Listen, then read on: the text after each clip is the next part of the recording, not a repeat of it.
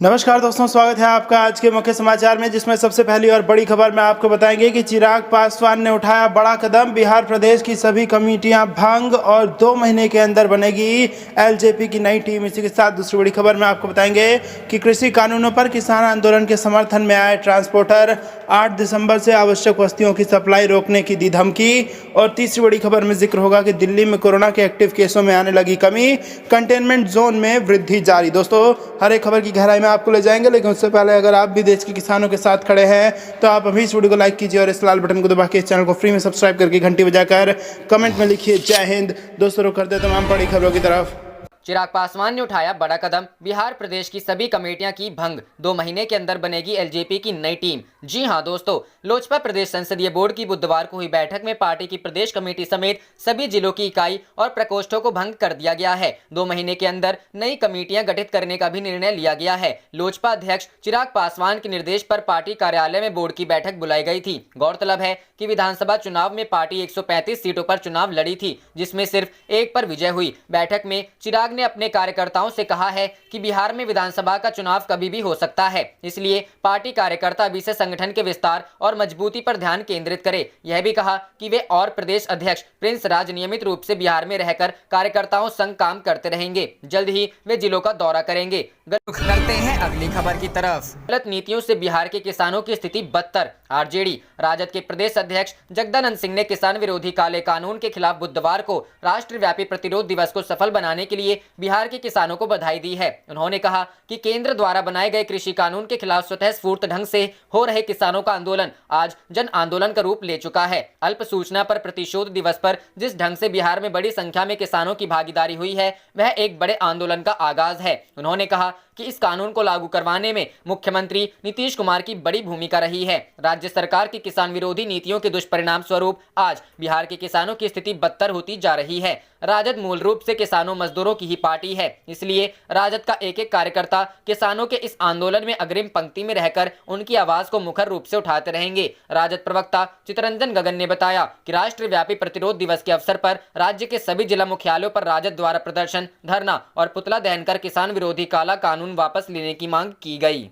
रुक करते हैं अगली खबर की तरफ। कृषि कानूनों पर किसान आंदोलन के समर्थन में आए ट्रांसपोर्टर 8 दिसंबर से आवश्यक वस्तुओं की सप्लाई रोकने की दी धमकी। जी हां दोस्तों, 3 कृषि बिलों को लेकर जारी किसान आंदोलन के समर्थन में उतरे ट्रांसपोर्टरों ने आगामी 8 दिसंबर से देशव्यापी हड़ताल पर जाने का आह्वान किया है। ट्रांसपोर्ट यूनियनों ने किसान आंदोलन का समर्थन करते हुए बुधवार को उत्तर भारतीय राज्यों में और बाद में पूरे देश में आवश्यक वस्तुओं की आवाजाही को रोकने की धमकी दी है। करीब 1 करोड़ माल वाहक ट्रक ड्राइवरों का प्रतिनिधित्व करने वाली सर्वोच्च transport body all India motor transport Congress ने किसानों के विरोध के समर्थन में 8 दिसंबर से हड़ताल पर जाने का आह्वान किया है।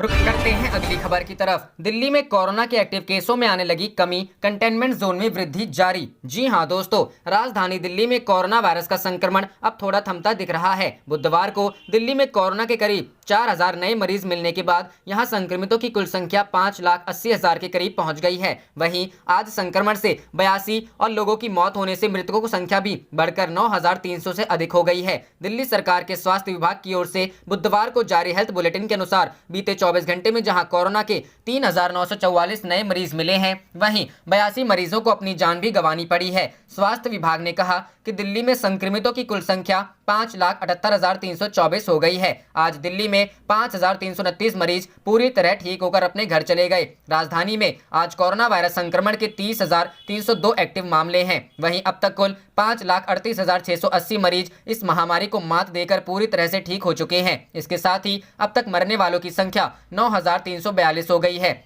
दिल्ली स्वास्थ्य विभाग के अनुसार आज दिल्ली में कुल 78,949 टेस्ट किए गए। इनमें से 36,370 RT-PCR, CBNAT, ट्रूएंट टेस्ट और 42,579 रैपिड एंटीजन टेस्ट किए गए। दिल्ली में अब तक कुल 64,25,470 जांचें हुई हैं और प्रति 10 लाख लोगों पर 3,38,182 टेस्ट किए गए हैं। इसके साथ ही राजधानी में कंटेनमेंट जोन की संख्या एक बार फिर से बढ़कर 5,772 हो गई है। करते हैं अगली खबर की तरफ। किसान आंदोलन को लेकर हरियाणा में बीजेपी सरकार पर संकट, जेजेपी ने की ये मांग। जी हां दोस्तों, सरकार को किसानों को लिखित आश्वासन देना चाहिए कि न्यूनतम समर्थन मूल्य प्रणाली जारी रहेगी। सत्तारूढ़ भाजपा के हरियाणा सहयोगी ने नए कृषि कानूनों के खिलाफ विरोध प्रदर्शन के बीच कहा है कि आंदोलन के जल्द ही समाप्त होने के कोई संकेत नहीं है। हरियाणा के सत्तारूढ़ गठबंधन के साथी और उप मुख्यमंत्री दुष्यंत चौटाला की जननायक जनता पार्टी विरोध प्रदर्शनों पर लगातार टिप्पणी कर रही है। यह देखते हुए कि किसान पार्टी का एक प्रमुख समर्थन आधार है। जेजेपी अध्यक्ष अजय चौटाला, दुष्यंत चौटाला के पिता का कहना है कि सरकार को जल्द से जल्द किसानों के आंदोलन का हल ढूंढना चाहिए। 3 किसान कानूनों के खिलाफ प्रदर्शन कर रहे हैं। उन्हें डर है कि एमएसपी या उनकी गारंटीकृत न्यूनतम आय को छीन लिया जाएगा और कॉर्पोरेट्स द्वारा हेरफेर करने के लिए उन्हें खुला छोड़ देंगे। हालांकि केंद्र ने उन्हें बार बार कहा है कि ऐसा नहीं है। किसान चाहते हैं कि कानूनों में आश्वासन जोड़ा जाए। अजय चौटाला ने कहा कि प्रधानमंत्री नरेंद्र मोदी और केंद्रीय कृषि मंत्री नरेंद्र सिंह तोमर ने आश्वासन दिया था। पूर्व सांसद ने मंगलवार को कहा तो उस लाइन को जोड़ने और लिखने में क्या नुकसान है। चौटाला ने कहा, केंद्र ने किसानों को बातचीत के लिए आमंत्रित किया है और हम चाहते हैं कि जल्द से जल्द इसका समाधान हो। हमने सरकार से अनुरोध किया है कि किसानों की समस्याओं का हल ढूंढा जाए। उन्होंने कहा कि हरियाणा की अधिकांश फसलें एमएसपी में खरीदी जाती है। उनकी टिप्पणी के एक निर्दलीय विधायक सोमवीर सांगवान ने किसानों पर किए गए अत्याचार का हवाला देते हुए राज्य के सत्तारूढ़ गठबंधन से बाहर निकलने के एक दिन बाद आती है। हजारों किसान खेत किसानों के खिलाफ दिल्ली की सीमाओं पर विरोध प्रदर्शन कर रहे हैं। इनमें से अधिकांश पंजाब से हैं, लेकिन कई हरियाणा से भी हैं। चौटाला ने जल्द समाधान का आग्रह करते हुए कहा, किसान परेशान हैं, वे सड़क पर बैठे हैं, सरकार भी चिंतित है। हरियाणा में विपक्षी दलों ने जेजेपी पर हमला करते हुए कहा है कि वह सत्ता से चिपके रहने के लिए बेताब है, जबकि उसकी सहयोगी भाजपा किसानों पर अत्याचार कर रही है। कांग्रेस नेता रणदीप सिंह सुरजेवाला ने कहा, हरियाणा का इतिहास दुष्यंत चौटाला के किसानों के साथ विश्वासघात को कभी नहीं भूलेगा। उन्होंने भाजपा के खिलाफ किसानों से वोट मांगा और कर्ज माफी का वादा किया, लेकिन आज किसान सड़कों पर हैं। 2 महीने पहले हरियाणा के किसानों के एक समूह ने उनके इस्तीफे की मांग को लेकर सिरसा में दुष्यंत चौटाला के घर के बाहर विरोध प्रदर्शन किया था। 90 सदस्यीय हरियाणा विधानसभा में भाजपा के 40 विधायक और 10 जेजेपी सदस्य हैं, जबकि कांग्रेस के पास 31 विधायक हैं। रुक करते हैं अगली खबर की तरफ। आंदोलन से जुड़ेंगे महाराष्ट्र के किसान, दिल्ली की तरफ करेंगे कूच। जी हां दोस्तों, आंदोलन कर रहे इन किसानों को देश विदेश से समर्थन भी मिल रहा है। वहीं अब महाराष्ट्र के किसान भी इस आंदोलन से जुड़ने वाले हैं। दिल्ली में आंदोलन कर रहे किसानों का समर्थन करने के लिए महाराष्ट्र के किसान दिल्ली कूच करेंगे। महाराष्ट्र सरकार में राज्य मंत्री बच्चू कडू किसानों के आंदोलन का नेतृत्व करेंगे। इसके लिए 4 नवंबर को अमरावती से दिल्ली के लिए रवाना होंगे। महाराष्ट्र सरकार में राज्य मंत्री बच्चू कडू की टीम की तरफ से दावा किया जा रहा है कि इस आंदोलन में हिस्सा लेने के लिए करीब 12,000 किसानों ने रजिस्ट्रेशन करवाया है। कोई भी किसान इसमें पंजीकरण करवा सकता है। दिल्ली के लिए किसान 4 पहिया और 2 पहिया वाहनों पर सवार होकर निकलेंगे। वहीं 3 दिसंबर को किसानों और केंद्र सरकार के बीच बैठक होने वाली है। 3 दिसंबर को होने वाली बैठक में क्या नतीजा निकलता है, इस पर भी यह मार्च निर्भर करता है। बच्चू कडू का कहना है कि अगर 3 दिसंबर की बातचीत बेनतीजा रहती है तो वह यह तय कार्यक्रम के हिसाब से दिल्ली कूच करेंगे। बता दें कि बच्चू कडू निर्दलीय विधायक हैं और शिवसेना के कोटे से उन्हें मंत्री बनाया गया है।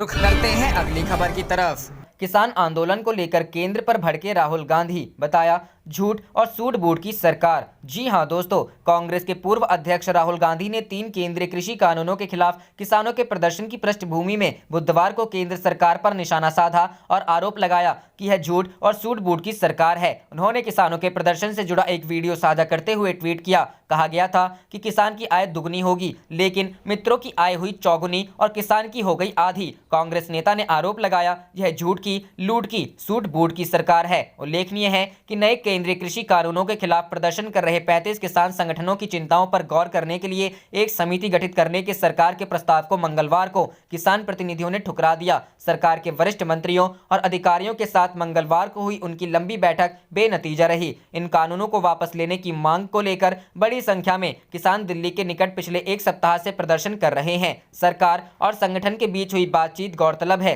कि दिल्ली बॉर्डर पर लगातार हो रहे किसान आंदोलन के रोकथाम के लिए मंगलवार को सरकार और किसान संगठनों के बीच बातचीत हुई, लेकिन माना जा रहा है कि यह बैठक बेनतीजा रही। किसान नेता जहां अपनी पुरानी बातों को सुना रहे थे, वहीं सरकार की ओर से प्रेजेंटेशन देकर उसके बारे में विस्तार से बताया जा रहा था। बैठक में किसान संगठनों की ओर से 32 प्रतिनिधि शामिल थे। वहीं सरकार की ओर से कृषि मंत्री नरेंद्र सिंह तोमर और रेल मंत्री पीयूष गोयल हिस्सा ले रहे थे।